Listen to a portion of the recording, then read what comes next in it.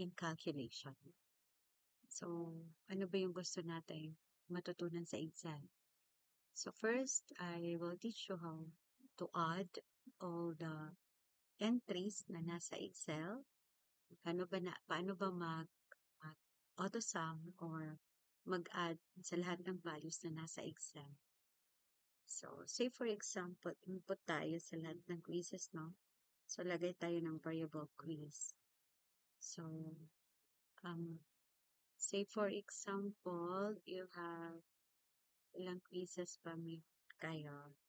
So, first quiz, second quiz, third quiz, fourth, fifth, say for example, 5 quizzes.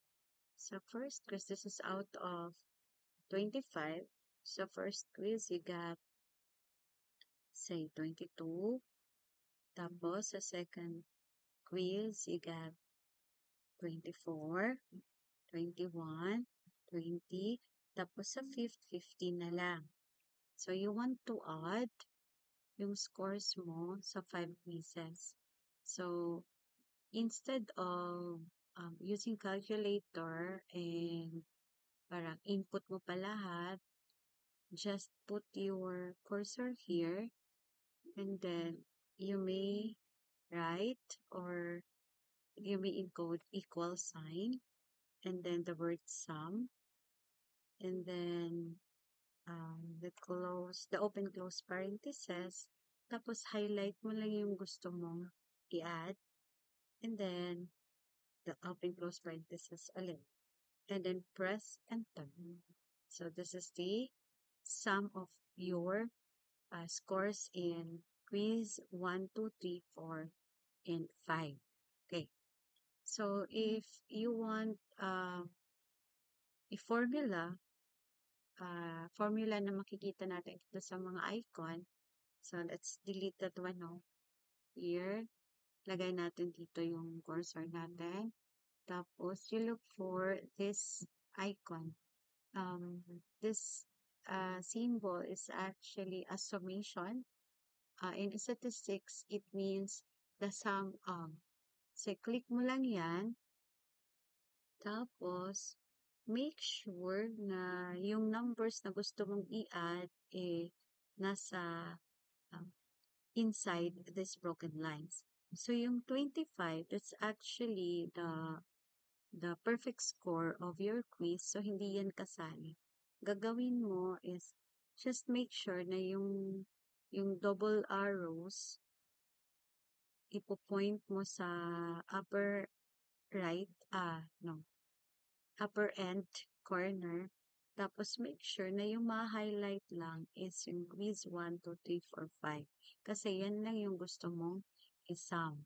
And then press enter. So you will get the same summation or the same answer. So if ma-observe mo, still yung formula niya is sum. The same din yung kanina, yung nag-encode ka sa formula and also when you use the icon auto sum.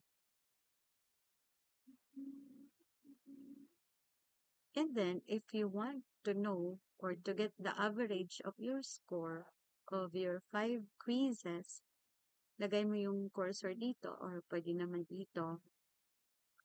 Okay, encode na lang natin dito average. Tapos, lagay mo yung cursor dito. If you want to type, or every time you type a formula, you start with equal sign. And then, i-type mo lang yung average, lalabas yung mga possible na mga functions na gusto mong gamitin. Pwede mo siyang i-click dito. This one is average deviation. So, hindi yan yung gagamitin natin. This one, the average. Double-click mo lang yan. Tapos, i-highlight mo yung gusto mong i-average. Huwag mong isali si 102 kasi that's the sum. And then, yung open-close parenthesis then. And then press enter. So, this is the average score, your average score of the 5 quizzes.